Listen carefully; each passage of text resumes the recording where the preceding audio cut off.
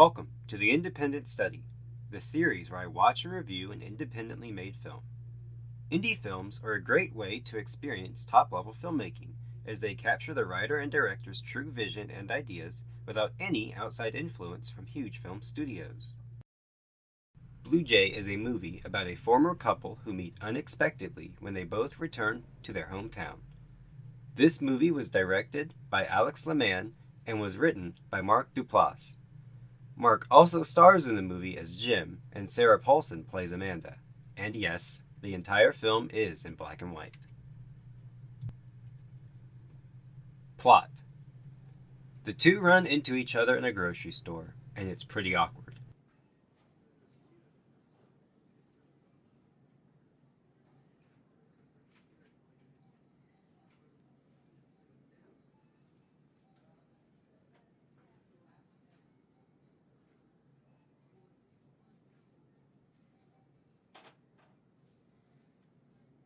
Jim? Hi, Amanda. Hi. Oh my god. Mark then works up the courage to ask Amanda to coffee in the parking lot. The two quickly catch up, and we learn that Mark's mom has recently passed away and is spending his time fixing up her house. We then learn that Sarah is in town because her sister is pregnant, and that she is married and has 2 stepkids. The two then decide to keep hanging out and go on a nostalgia-filled trip through town and recreate their shared memories. They eventually go back to Mark's childhood home, where the rest of the film takes place. Most of these scenes are meant to highlight the chemistry between the two characters and further develop the rekindling of their relationship. So I'm only going to talk about some of the bigger plot moments going forward. Amanda finds an envelope in Mark's closet with her name on it, and she keeps it. Mark and Amanda find a cassette tape of them singing and listen to it, and they are surprised to hear that they taped over a portion of their songs to them role-playing as a married couple. Oh, no! You fucking This is taped when I was over recording it. God damn over. it. We were running out of Oh, tapes. hi, Wait, hold on. sweetheart. Shh, shh, shh. Welcome home. Thanks, sweetheart. So good to see you. How was work for you? Ew. They then decide to do that again. In my opinion, this second scene made this film lose a bit of steam. There is not much gained from this scene that was not already gained from them listening to themselves on the tape, and this scene comes across as just padding for time. However, I should mention that this entire movie was filmed in just 7 days, and only had a loose script, meaning that most scenes are improvised.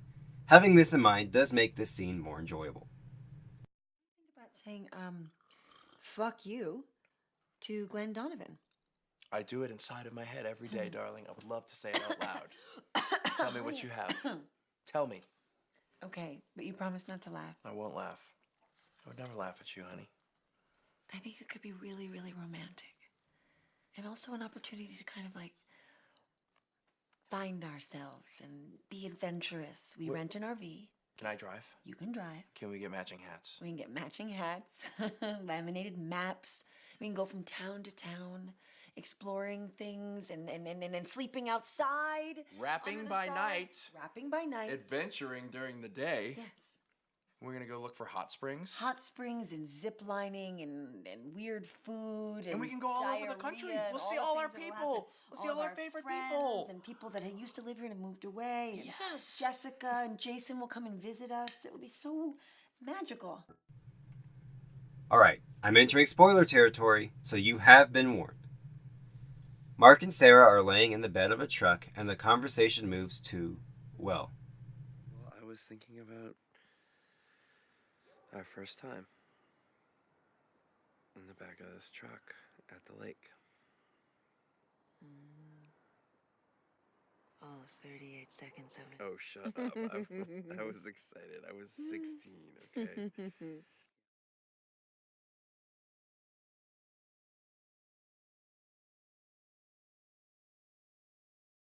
Sarah says it is okay for Mark to kiss her, and the will they or won't they tension that has been building throughout the film is finally paid off. I know what I'm asking. The two make way for the bedroom to relive their glory days until Sarah gets cold feet. This is when Mark finds the envelope from earlier. Mark immediately gets angry and says she was never supposed to read that letter, and it is revealed that Sarah had a teenage pregnancy and got an abortion without consulting Mark.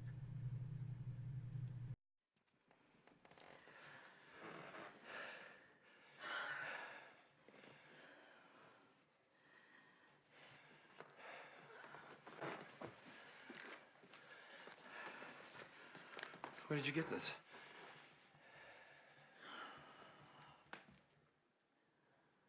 It was in your closet. You just took it? Yeah. Why? Well, it's addressed to me, first of all. And second of all, I wanted to read it. Well, if this is just a game to you, Amanda, then why do you need to read a letter that I wrote to you 22 years ago? What could this possibly mean to you? You know, I don't know. I just wanted to read it. Well, this is my letter. I know that, and I'm sorry. No, I don't think you understand that. I think you need to understand something, that this is my letter, okay? This belongs to me. And you can't come into my house and just take this and do whatever you want with it without asking me, because it's mine too. You understand me? What is this? That was my baby too, okay? As for the contents of the letter, I won't say, because you don't really need to know to understand the rest of the plot, but I will add that the contents of the letter gives the ending of the movie an even greater sense of tragedy, and it should come to no surprise that Sarah's decision ultimately led to their breakup. This revelation changes the entire tone of the movie and puts their awkward reunion into full perspective.